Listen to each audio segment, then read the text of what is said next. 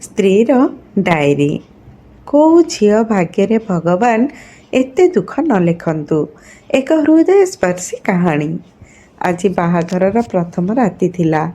ପୁନମ ସଜେଇ ହେଇ ବସିଥିଲା ଶିବା ପାଖରେ। ଆଉ ନୂଆ ବୋହୂ ଦେଖିବା ପାଇଁ ଲାଗି ରହିଥିଲା କୁଣିଆ ବନ୍ଧୁବାନ୍ଧବଙ୍କ ଭିଡ଼। ମିଟି ମିଟି ଆଖି କରି ପୁନମ ଦେଖୁଥିଲା ସମସ୍ତଙ୍କୁ। ସେଠି ସବୁ ଲୋକ ତା ପାଇଁ ଥିଲେ ଅପରିଚିତ। ରାତି 2ଟାରେ ଭିଡ଼ କମିଲା। ସେ ଯାଇ ବସିଲା ଫୁଲରେ ସଜା ହେଇଥିବା ବେଡ୍ ଉପରେ। ସେତେବେଳକୁ ତା ପେଟ ଭୋକରେ ଆଉଟୁ ପାଉଟୁ ହେଉଥାଏ। ହେଲେ ସେ କହିବ କାହାକୁ? ହଠାତ୍ ଶିବା ରୁମ୍କୁ ପଶି ଆସିଲା। ପୁନମ ଲାଜେଇଗଲା। ଭାବିଥିଲା ଶିବା ତାକୁ ଦିପଦ ମିଠା କଥା କହିବ। କିନ୍ତୁ ସେ ତ ନିଜର ପୁରୁଷତ୍ୱକୁ ଜାହିର କରି କହିଲା, ଶୁଣ ପୁନମ, ମୋତେ ଘରେ ତମାସା ପସନ୍ଦ ନାହିଁ। ସେଥିପାଇଁ କହି ରଖୁଛି, ଘରର ସବୁ ଦାୟିତ୍ୱ ଆଜିଠୁ ତମର। ଝାଡ଼ୁ, ପୋଛା, ରୋଷେଇ କାମ ସବୁ କିଛି। ବୁଝିଲ ନା କ'ଣ କହିଲି? ପୁନମ ମୁଣ୍ଡ ହଲେଇକି କହିଲା, ହଁ ବୁଝିଲି। ପୁନମ ଅନୁଭବ କରୁଥିଲା ଯେମିତି ତା'ର ସବୁ ସ୍ୱପ୍ନ ପାଣି ଫୋଟକା ପରି ମିଳେଇ ଯାଇଥିଲା। ବାହାଘର ବାସିଠୁ ଘର କାମରେ ପେଶି ହେଉଥିଲା ସେ। ସକାଳୁ ଉଠିବାଠୁ ରାତି ପର୍ଯ୍ୟନ୍ତ ସମୟ ନାହିଁ। ରୋଷେଇ କରିବା, ଘର ସଫା, ବାସନ ମଜା ସବୁ ସରିଲା ବେଳକୁ ରାତି। ସେଥିରେ ପୁଣି ରାତିରେ ସ୍ୱାମୀର ପୁରୁଷତ୍ୱକୁ ଖୁସି କରିବାର ଦାୟିତ୍ୱକୁ ସେ ଭୁଲି ପାରିବନି। ଯେହେତୁ ସେ ଗୋଟେ ସ୍ତ୍ରୀ, ସ୍ୱାମୀକୁ ଖୁସି କରିବା ହେଉଛି ତା ଧର୍ମ। ଦିନେ ରାତିରେ ସବୁ କାମ ସାରିକି ପୁନମ ରୁମ୍କୁ ଆସିଲା। ଶିବା ପାଖରେ ବସିକି କହିଲା, ଶୁଣିଲ, ଆମ ବାହାଘରକୁ 3 ମାସ ବିତିଗଲାଣି।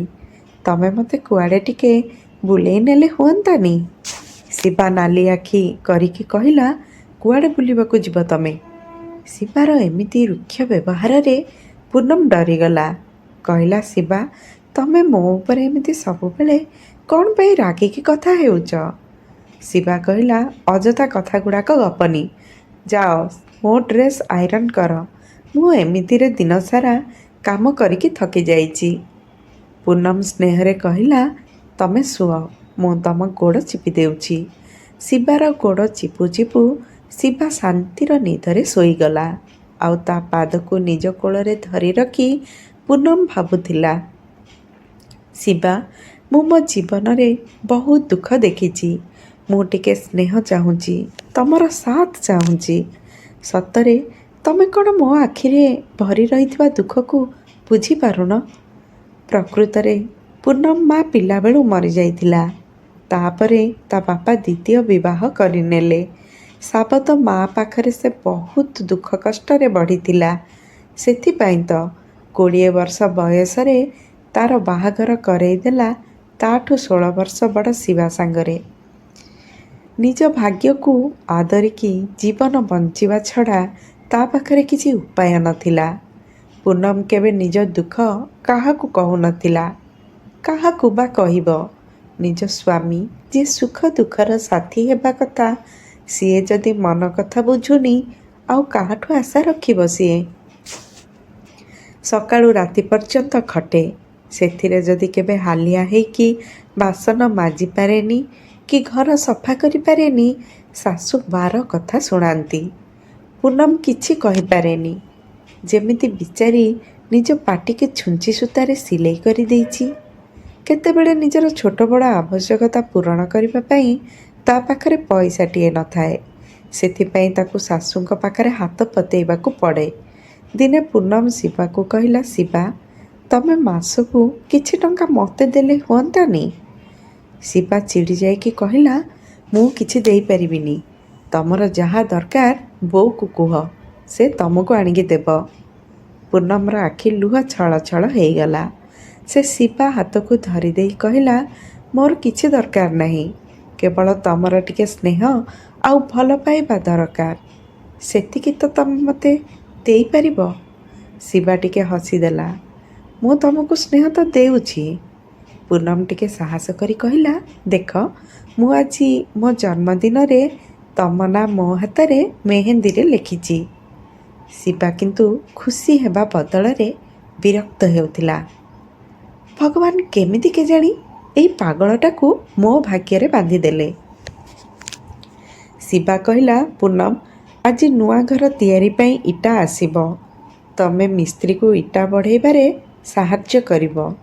ବେକାରେ ଆଉ ଗୋଟେ ଲୋକ କାମ କରିବାକୁ ଆସିଲେ 1000 ଟଙ୍କା ଅଯଥାରେ ଗଣିବାକୁ ପଡ଼ିବ।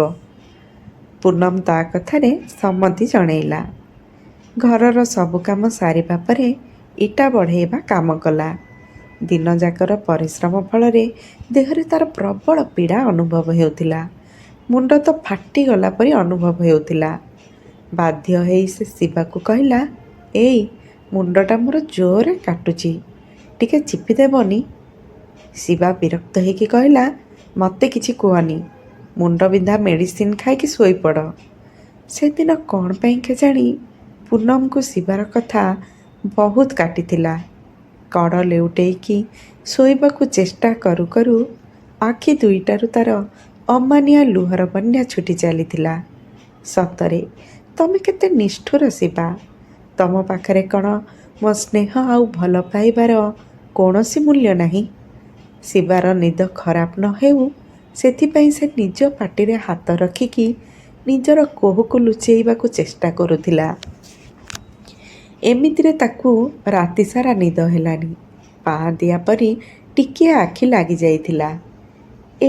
ଏବେ ଏବେ ତ ଶୋଇଥିଲା ସେ। ଶାଶୁମାଙ୍କ ପାଟିରେ ତାର ନିଦ ଭାଙ୍ଗିଗଲା। ଦେଖ, ସକାଳ ପାଇଲାଣି, ମହାରାଣୀଙ୍କ ନିଦ ଭାଙ୍ଗୁନି। ଲାଜ ସରମ କିଛି ଥିଲେ ସିନା ହେବ। ଶିବା ତ ରାଗରେ ଦାନ୍ତ କଡ଼ମଡ଼ କଲା। ପୂନମ ଶିବାକୁ କିଛି କହିବାକୁ ଉଚିତ ମନେ କଲାନି। କ'ଣ ବା କହିବ? ଶିବାର ପଥର ହୃଦୟ ତାର କଷ୍ଟକୁ ବୁଝିବାକୁ ଅକ୍ଷମ। ନିଜର କଷ୍ଟକୁ ନିଜ ଭିତରେ ରଖିକି ଚାଲିଲା ଘର କାମ କରିବାକୁ।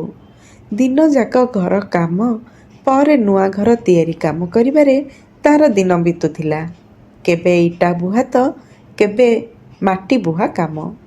4 ମାସ ପରେ ଘର କାମ ସରିଲା। ଆଉ ସେମାନେ ନୂଆ ଘରକୁ ସିଫ୍ଟ ହେଇଗଲେ। ପୂନମ ନିଜ ହାତରେ ଘରକୁ ସଜେଇଲା। କିନ୍ତୁ ଶିବା ଆଉ ତା ଭିତରେ ଦୂରତା ବଢ଼ି ଯାଇଥିଲା। ଆଗରୁ ତ ଦିନର ଦୂରତା ଥିଲା, କିନ୍ତୁ ଏବେ ରାତିର ଦୂରତା ବଢ଼ିଯାଇଥିଲା। ଏଇ ଭିତରେ ବାହାଘରକୁ 3 ବର୍ଷ ବିତିଗଲାଣି, କିନ୍ତୁ ପୂନମ କୋଳରେ ଛୁଆ ନଥିଲା। ସେଥିପାଇଁ ଡରୁଥିଲା ପୂନମ। ଏମିତିରେ ତ ଶିବାର ମୋ ପାଇଁ ଭଲ ପାଇବା ନାହିଁ। ତାପରେ ଯଦି ଛୁଆ ପିଲା ନ ହୁଏ ତାହେଲେ ଶିବା ମୋତେ ଛାଡ଼ିଦେବନି ତ?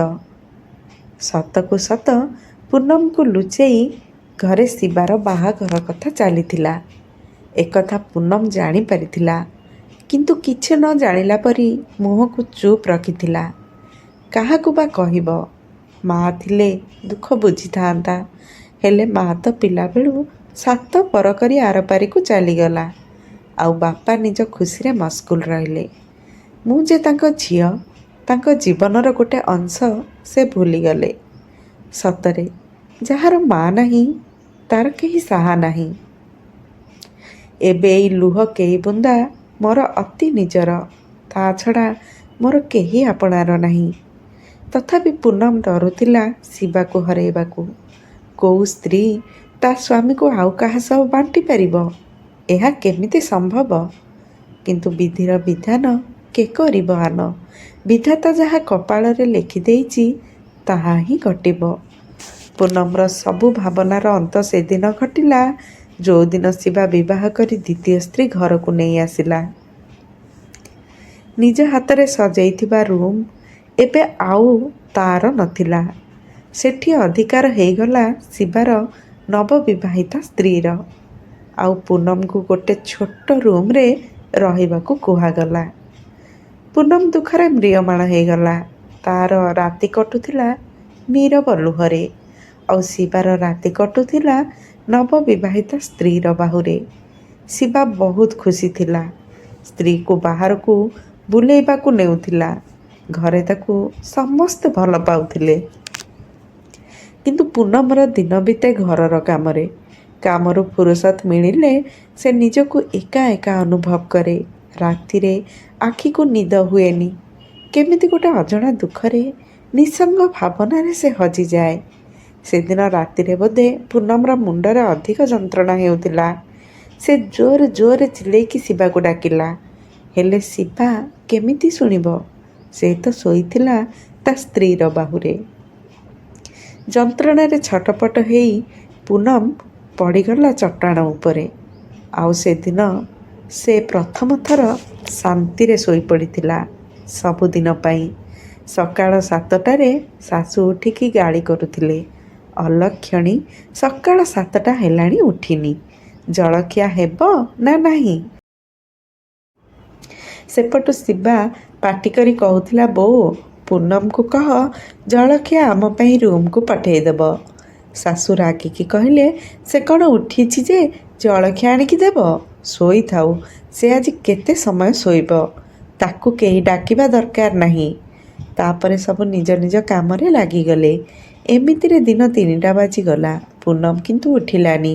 ଶେଷରେ ଶାଶୁ ରୁମ୍କୁ ଯାଇ ଦେଖେ ତ ପୁନମ ଚଟାଣରେ ପଡ଼ିଥିଲା।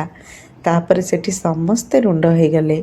ପୁନମର ଆଖିରୁ ଏବେ ବି ଲୁହର ଧାର ଶୁଖିନଥିଲା। ତାକୁ ଅନ୍ତିମ ବିଦାୟ ଦେବା ପାଇଁ ପ୍ରସ୍ତୁତି ସରିଲା।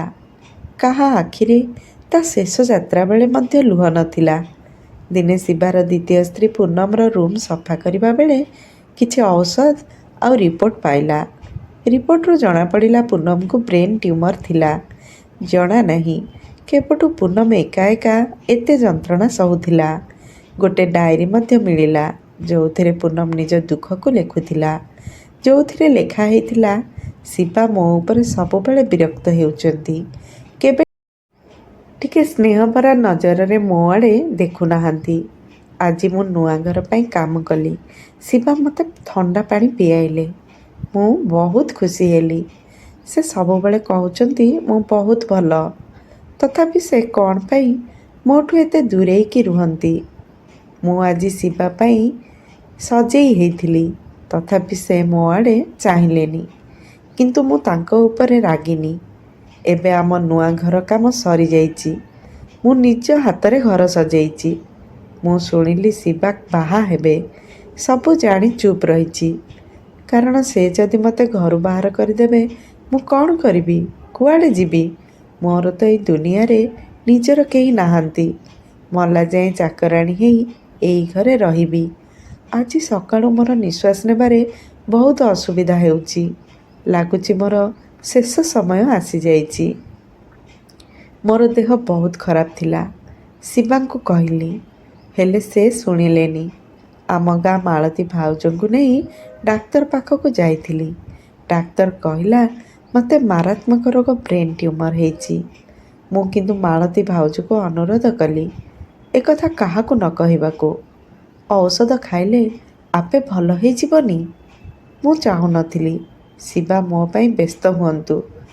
କାଶ୍ ମୁଁ ଶିବାଙ୍କ ବାହୁରେ ଶେଷ ନିଶ୍ୱାସ ନିଅନ୍ତି କି? ଶିବା ମୋ ଦୁଃଖ ବୁଝିକି ମୋତେ ତାଙ୍କ ଛାତିରେ ଲଗେଇ ନିଅନ୍ତେ କି?